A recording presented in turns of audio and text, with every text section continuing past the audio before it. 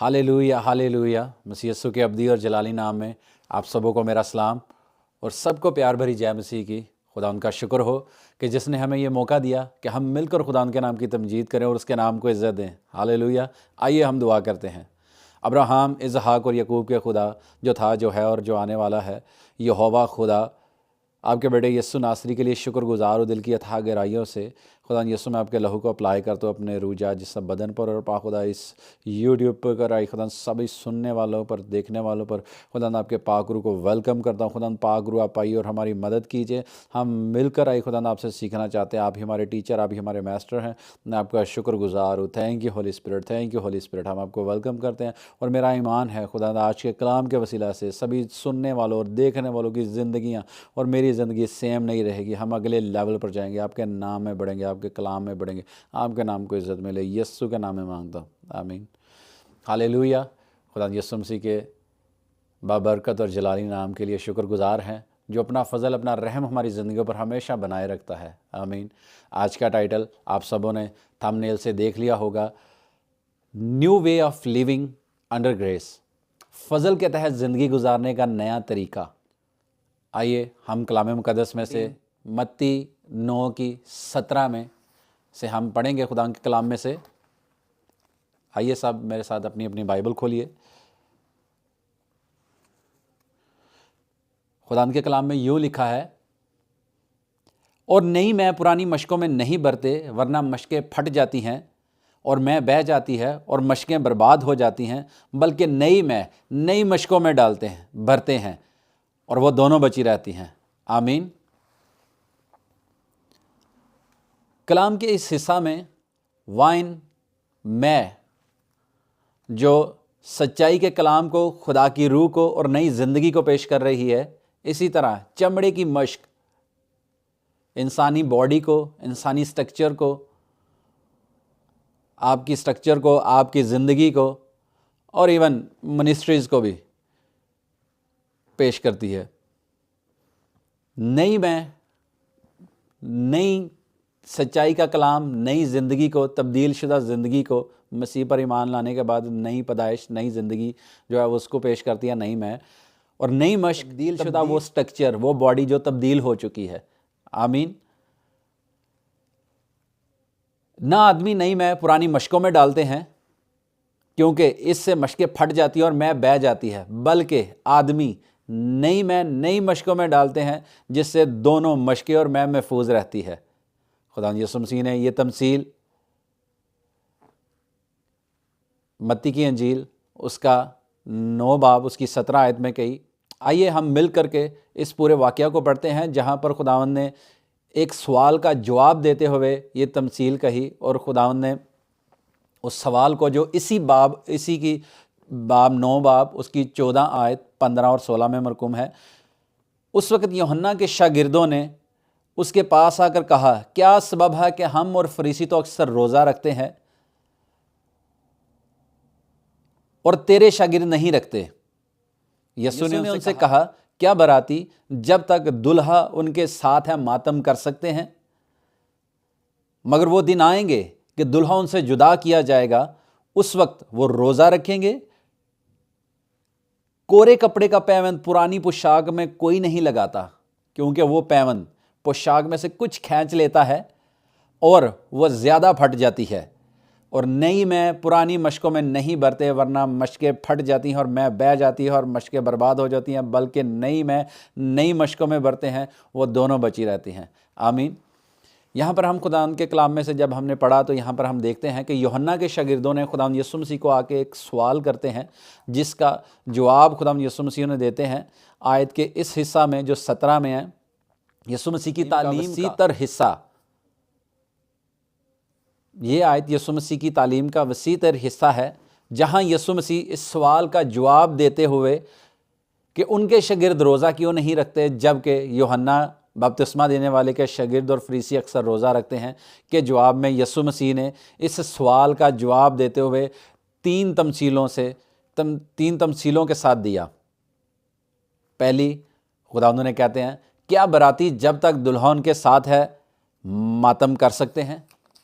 जब आप किसी की शादी की तकरीब में जाते हैं तो आप रोज़ा नहीं रखते, क्योंकि वो सेलिब्रेशन का टाइम है, खुशी मनाने का टाइम है। ख़ास कर यहाँ पर इस आयत में खुदावंद, इस तमसील में खुदावंद कह रहे हैं कि वो दुल्हा को, वो अपने आप को बता रहे हैं, क्योंकि हम सभी जानते हैं कि बाइबल हमें इस बात की तालीम देती है, सिखाती है कि मसीह कलीसिया का दुल्हा है। खुदावंद यहाँ पर उन्हें वो बताते हैं कि मैं जब दुल्हा बरातियों के साथ हूँ तो वो रोज़ा नहीं रखते, लेकिन वो दिन आएंगे कि जब दुल्हा उनसे जुदा किया जाएगा तब वो रोज़ा रखेंगे। आमीन। दूसरी तमसील खुदावंद ने कही कि फिर खुदावंद कहते हैं कोरे कपड़े का पैबंद कोई पुरानी पोशाक में नहीं लगाता, क्योंकि वो पैबंद पोशाक में से कुछ खींच लेता है और वो ज़्यादा फट जाती है। खुदावंद यीशु मसीह यहाँ पर बता रहे हैं कि वो पुराने तरीक़ों को, उन मजहबी रसूमात को या उन पुराने मज़हब के ढांचों में पैबंद लगाने के लिए नहीं आए, बल्कि खुदावंद यीशु मसीह एक नई तालीम लेकर आए हैं, रिलेशनशिप की, एक तल्लक की, खुदा के साथ गहरे तल्लक की, ना कि शरीयत के मातहत रहकर उन कानूनों की पाबंदियाँ पासदारी की जाए जो रस्मी तौर पर की जाती हैं, रस्में निभाने से मुतल्लिक है। खुदा कहते हैं मैं उस पुराने ढांचों को, उनको पैबंद लगाने के लिए नहीं आया। आमीन। जिसमें से आखिरी ये है जो मैं वाली तमसील है, ये तीसरी तमसील। खुदा कहते हैं कि पुरानी मशकों में पुरानी मशकों में नहीं डालते। ये अलामती तौर पर समझने के लिए बड़े ही गहरे और वज़न रखते हैं, बड़े गहरे मायने और वज़न रखती है ये तमसील। अगर हम इसके लफ्ज़ी पस मंज़र में देखें तो यीशु के ज़माना में या उस दौर में जो लोग थे वो चमड़े की मशकों में नई मै को डालते थे, और जब नई चमड़े की मशक में डाली जाती थी तो वो मै जब फर्मेंटेशन के खमीर के मरहला में होती थी तो उसमें से बहुत सारी गैसें बनती थी और वो फैल जाती थी, क्योंकि वो नई मै के नए चमड़े में थी। इसलिए वो उसको फ्लेक्सिबिलिटी, क्योंकि उस नई चमड़े की मश्क में फ्लेक्सिबिलिटी होती थी, लचकदार होती थी, इसलिए वो उसको एडजस्ट कर लेती थी। अब हम देखते हैं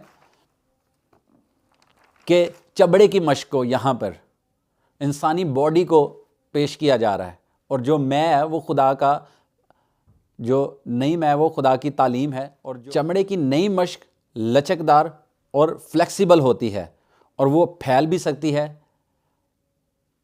और वो फैलती भी है, जैसा कि आप इस पिक्चर में भी देख सकते हैं। और उसमें फ्लेक्सिबिलिटी होने की वजह से वो उसको एडजस्ट कर लेती है। इसके बरक्स पुरानी मै की मशकें, जो चमड़े की मशकें हैं, उनमें लचक नहीं होती, वो उनमें अकड़पन आता है, वो टूटी फूटी और पुरानी हो चुकी होती है, क्योंकि उनमें ऑलरेडी वो फैल चुकी होती हैं, उनमें से और गुंजाइश नहीं होती, उनमें फ्लेक्सिबिलिटी नहीं होती। इसलिए जब हम उसमें नई मै डालते हैं पुरानी मशकों में, चमड़े की मशकों में, तो वो फट जाती हैं और वो मै का भी नुकसान होता है और चमड़े भी, और वो मशकें भी बर्बाद हो जाती हैं। नई मै अंजील की मनादी, नई ज़िंदगी को और खुदा के रूह को ज़ाहिर करती है, फ़ज़ल के दौर को ज़ाहिर करती है कि हम उस पर, यानी यस्सू पर ईमान लाने के ज़रिए मुआफ़ी और अब्दी ज़िंदगी हासिल कर सकते हैं। आमीन। मत्ती 4 बाब उसकी 17 आयत में लिखा है, उस वक़्त से यस्सू ने मुनादी करना और ये कहना शुरू किया कि तौबा करो, क्योंकि आसमान की बादशाही नज़दीक आ गई है। खुदा यस्सू मसीह ने कहा तौबा करो। लफ्ज़ तौबा जब हम ग्रीक, जिसमें नया ऐदनामा लिखा गया, उसका मतलब देखते हैं तो इसके लिए जो वर्ड यूज़ किया गया ग्रीक में वर्ड तौबा के लिए यूज़ किया गया, रिपेंट के लिए यूज़ किया गया, वो वर्ड है metanoia, which means to change one's mind, to have fundamental shift in things and purpose, जिसके मायने है सोच बदलना और मकसद में बुनियादी तब्दीली लाना। यीशु मसीह का पहला प्रचार, जब उन्होंने लोगों को पैगाम, उनको मनादी करना शुरू किया, खुदा यीशु मसीह का पहला पब्लिक मैसेज खुदा यीशु मसीह ने जो दिया, वो खुदा और उसकी बादशाही के बारे में इंसानी सोचों को, जहनों को बदलने के लिए दिया। अपनी पुरानी ज़िंदगी से मुंह मोड़ना और खुदा की मर्ज़ी के मुताबिक एक नया रास्ता इख्तियार करना और तौबा करना, मुआफ़ी मांगना, अपने कामों से, अपनी सोचों से, उन बुरी सोचों से, उन बुरे कामों से मुंह मोड़ लेना, अंदर से तब्दीली लाकर उससे बदल लेना, उससे उन चीज़ों को छोड़ देना, पुरानी चीज़ों को छोड़ देना और खुदा यीशु मसीह पर, उस पर ईमान लाने से मुआफ़ी और अबदी ज़िंदगी हासिल करते हैं। ईमान लाने से, उस पर ईमान लाने से, उस पर ईमान के ज़रिया लोग मुआफ़ी और अबदी ज़िंदगी हासिल करते हैं। आमीन। ये तालीम जो खुदा यीशु मसीह दे रहे हैं, वो कह रहे हैं कि नई तालीम पुराने मजहबी ढांचों में या पुराने मजहबी जो मजहबी निज़ाम हैं उनमें वो फिट नहीं हो सकती। इसके लिए एक नया फ्रेमवर्क चाहिए, नए दिल, नई रूह और नई पैदाइश की ज़रूरत है। जैसा खुदा यीशु मसीह ने निकोदेमुस को भी कहा कि जब तक कोई नए सिरे से पैदा ना हो वो खुदा की बादशाही में हरगिज़ दाखिल ना हो सकेगा। आमीन। पुरानी चीज़ें जाती नहीं, हमें पुरानी चीज़ें उतारनी होंगी। वो पुरानी ज़िंदगी, वो पुरानी वो फर्जी रास्तबाजी, जो सेल्फ राइचसनेस है, उसको उतार कर हमें खुदावंद को हकीकी तौर पर, हकीकी मायनों में खुदावंद को कबूल करना पड़ेगा।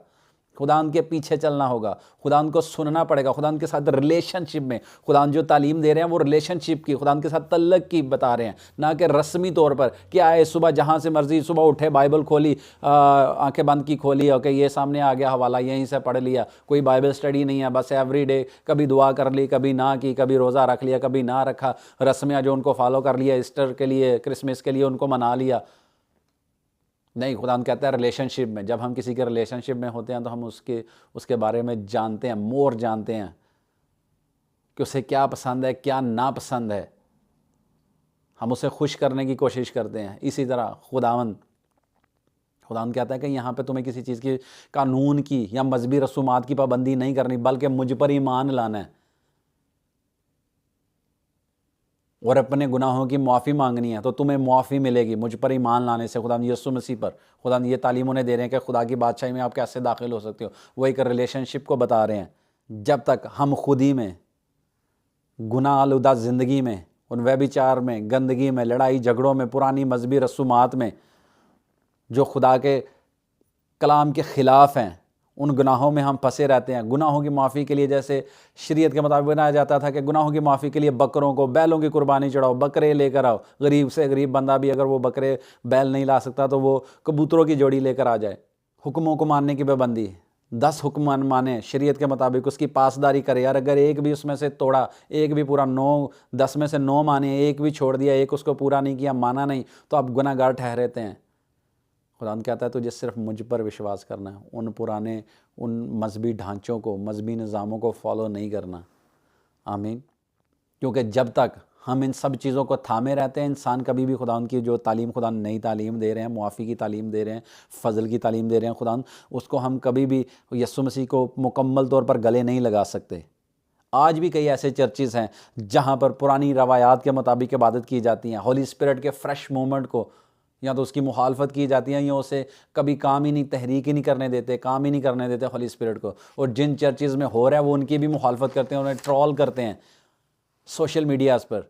इसलिए हमें खुदा यीशु मसीह की तालीमात के मुताबिक नए मशक़े बनना होगा, मुकम्मल तौर पर अंदर से अपने आप को तब्दील करना होगा। तब्दीली हम में आनी चाहिए, खुदा को फॉलो करके, खुदा की तालीमात पर चलकर, उस पर ईमान लाने से, जिसके लिए हमें अपनी माजी की सोचों, बंदिशों या पुराने ढांचों, रवायात को, जो हमारी रूहानी तरक्की की राह में रुकावट हैं, खुदा उनके साथ गहरा तल्लक बनाने से, जो हमें रोकती हैं बाइबल स्टडी करने से, खुदा उनकी तालीम को फॉलो करने से, हलीमी में बढ़ने से, पाकीज़गी में बढ़ने से, इन सारे बंधनों को, बंदिशों को तोड़कर खुदा उनके लिए अपने आप को सीखने के काबिल बनाना होगा, शाइस्तगी के साथ, हलीमी के साथ, ताकि हम रूहानी चीज़ों के लिए हमेशा खुले रहें, हम उन्हें रिसीव कर सकें। आमीन। फिर ये मैं की तमसील ये ज़ाहिर करती है कि इसकी मौजूदगी इस बात में बुनियाद रखती है कि लोग किस तरह खुदा उनके साथ तल्लक बना सकते हैं। शरीयत के मुताबिक नहीं, बल्कि खुदा उनके साथ गहरा तल्लक बनाकर, खुदा उनके साथ रिलेशनशिप में आकर वो खुदा उनकी बादशाही में दाखिल हो सकते हैं। जैसा कि पुराने मजहबी ढांचों में ये करोगे तो ये मिलेगा, ये करोगे तो ये हो जाएगा, अगर ये नहीं किया तो तुम गुनाहगार हो। लेकिन यहाँ पर खुदा कह रहे हैं कि सिर्फ खुदा यीशु पर मसीह पर ईमान लाइए, क्योंकि वो बेटा है, राह आकर ज़िंदगी वो है। उसने खुदा की बादशाही के उसने पहला प्रचार ही ये किया कि तौबा करो, क्योंकि खुदा की बादशाही नज़दीक आ गई है। वो खुदा की बादशाही में दाखिल करने का रास्ता है। खुदा ने कहा रास्ता मैं हूँ। खुदा यीशु मसीह की कुर्बानी के ज़रिए फ़ज़ल हुआ हम पर, और फ़ज़ल खुदा का तोहफ़ा है जो इंसानी कामों या इंसानी काविशों से हासिल नहीं होता, बल्कि हम ऐसे कह सकते हैं कि जिस चीज़ के हम काबिल नहीं होते हमें वो मिलता है, उसे हम बख्शिश कहते हैं। इफ्सियों 2 बाब उसकी 8 और 9 आयत में लिखा है, क्योंकि तुमको ईमान के वसीला से फजल ही से निजात मिली है, और ये तुम्हारी तरफ से नहीं, खुदा की बख्शिश है। फजल मसीही निजात की बुनियाद है। फजल के ज़रिए खुदा बख्शिश और अब्दी ज़िंदगी पेश करता है। पुरानी चीज़ें जाती रही, देखो वो नहीं हो गई, अब बख्शिश ऐसी चीज़ खुदा के कलाम में ये भी लिखा है। खुदा के कलाम में लिखा है कि खुदा ने दुनिया से ऐसी मोहब्बत रखी कि उसने अपना इकलौता बेटा बख्श दिया, ताकि जो कोई उस पर ईमान लाए हलाक ना हो बल्कि हमेशा की ज़िंदगी पाए। आमीन। उसके बेटे ने, इकलौते बेटे ने हमारे लिए जान दी। खुदा ने अपना इकलौता बेटा बख्श दिया। हम इस काबिल ना थे, क्योंकि पुराना निज़ाम, पुराने जो मजहबी निज़ाम है वो हमें शरीयत की कंप्लीट करने की तरफ लेके जाती है, लेकिन खुदावंद पर ईमान लाने से हम रास्तबाज ठहरते हैं। खुदान का फजल, खुदान का रहम हमारी ज़िंदगियों पर है। पुराने मजहबी ढांचे में रास्तबाजी के लिए शरीयत पर अमल या पासदारी बहुत ज़रूरी थी, जबकि फ़जल के दौर में खुदा यीशु मसीह की कुर्बानी के वसीला से, के ज़रिए से हम पर फजल हुआ, हमें बख्शिश मिली।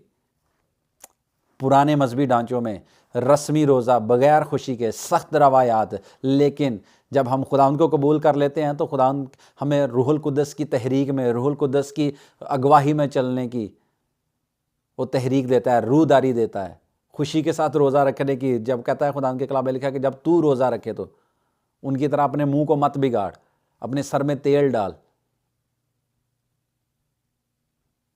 ताकि तेरा बाप जो पोशीदगी में तुझे रोज़ादार जाने। ना कि इंसान वो दिखाने के लिए, प्रिटेंड करने के लिए या वो रस्मों को निभाने के लिए रोज़ा नहीं रखते।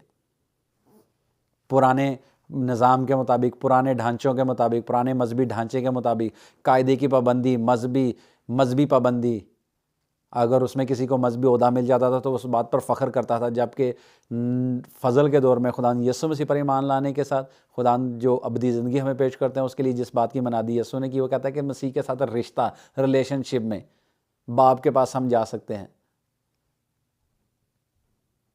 हलीमी में, आजिज़ी में और तब्दीली के लिए खुलापन। आमीन। नई में फैलती है और ये लचकदार होती है, इसलिए हमें लचकदार मश्क बनना है, फ्लेक्सिबिलिटी अपने आप में लेने आए, हलीमी, आजिज़ी में, खुदा की तालीमात पर चलते हुए, खुदा के साथ रिलेशनशिप में रहकर, बाइबल पढ़ के, रोज़ा रख के।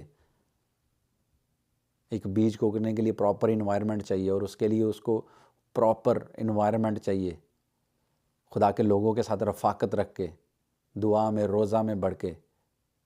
अगर आप किसी चर्च के मेंबर, आप जिस किसी भी चर्च में जाते हैं, मैं आपको इनकरेज करना चाहूँगा, उस चर्च में जाइए, अपने पास्टर से मिलिए, आज इसी संडे मिलिए जाके, उन्हें बताइए कि खुदा ने मुझे ये गिफ्ट दिया है, मैं तबला बजा सकता हूँ, मैं हारमोनियम बजा सकता हूँ, कीबोर्ड, कुछ भी मैं प्ले कर सकता हूँ। उस गिफ्ट को मैं खुदा के लिए यूज़ करना चाहता हूँ, क्योंकि खुदा ने मुझे ये बख्शिश दी, खुदा ने मुझे चुना है, खुदा ने मुझे ये बरकत दी है, मैं खुदा के लिए इस्तेमाल होना चाहता हूँ। अपने पास्टर से बात कीजिए जाके, वो आपको गाइड करेंगे आपकी कॉलिंग के मुताबिक, आपके गिफ्ट के लिए जो खुदा ने आपको दिया है, कैसे आप सर्व कर सकते हैं, कैसे आप खुदा की बादशाहत में दाखिल होने के लिए, उसके किंगडम को फैलाने के लिए काम कर सकते हैं। एवेंजलिज्म टीम का हिस्सा बनिए। चर्च में छोटा मोटा कोई ना कोई ड्यूटी लीजिए, दरियाँ बिछाने की, कुर्सियाँ लगाने की, साफ़ सफाई की, किसी ना किसी तरीके अपने उस चर्च की टीम को हेल्प कीजिए, उन्हें सपोर्ट कीजिए। अगर आपको अच्छा बिजनेसमैन है, आप बिज़नेस कर रहे हैं, फाइनेंशियली ब्लेस हैं, फाइनेंशियली तौर पर हेल्प कीजिए अपने चर्च की। चर्च में जो मिनिस्ट्रीज़ काम कर रही हैं, केयर टीम काम कर रही है, फूड देने के लिए, बच्चों की फ़ीस या किसी भी तरह से किसी बहन भाई की कलीसिया में जो मौजूद है उनकी हेल्प करने के लिए आगे आइए। और हमेशा की तरह इस बात पर मैं आपको इनकरेज करना चाहूँगा कि अपनी फैमिली में भी ज़रूर बाइबल पढ़ने की, दुआ करने की रूटीन बनाइए, मिलकर दुआ कीजिए, अपनी पर्सनल दुआएं कीजिए, क्योंकि ये बहुत ज़रूरी है। बिला नागा दुआ कीजिए, बाइबल पढ़िए। जब हम खुदा के कलाम में लिखा है कि इब्तिदा में कलाम था, कलाम खुदा के साथ था और वही कलाम खुदा था। अगर इब्तिदा में कलाम था तो हम जानते हैं कलाम कौन था, कलाम यस्सु है। अगर वो इब्तिदा में था तो आज भी वो मौजूद है और वो इस कलाम के वसीला से आज भी हमसे बात करता है, क्योंकि वो ज़िंदा है। आमीन। जब हम खुदा को पुकारते हैं तो वो इस कलाम के वसीला से, बाइबल में से जब हम बाइबल पढ़ते हैं तो हमें जवाब देता है। बाज़ दफ़ा हमारी उन मुश्किलात में, परेशानियों में जहाँ कहीं हम स्टक हैं, ये जो भी हमने अपनी प्रेयर्स की हैं, उनका जवाब वो अपने खादमों के वसीला से, अपने लोगों के वसीला से, बाइबल के वसीला से बोल करके, कलाम जब हम पढ़ते हैं उसमें जवाब देता है, हमें गाइड करता है। ये बहुत ज़रूरी है। मिलकर दुआ कीजिए, अपने पास्टर के लिए दुआ कीजिए, अपने चर्च के लिए दुआ कीजिए, दूसरी कलीसियाओं के लिए दुआ कीजिए।